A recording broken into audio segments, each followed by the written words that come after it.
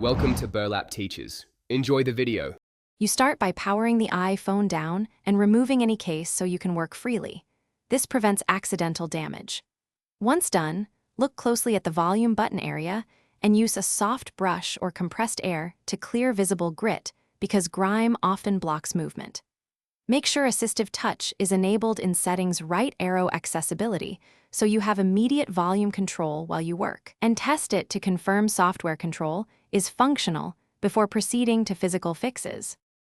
You now open the iPhone using Pentalobe and Y000 drivers, organizing screws by location so reassembly is exact.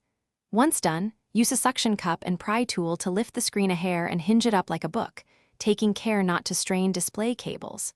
Then inspect the volume flex cable, its bracket, and the button contacts. Look for torn ribbons, corroded metal, or a popped-off button. If a bracket is loose, reseat it and test button actuation manually before reassembly.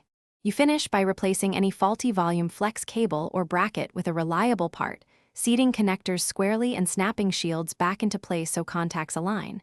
This restores the mechanical pathway for the switch.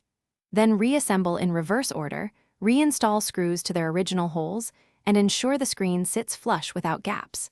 After power-up, test the physical volume buttons and confirm Assistive Touch still works.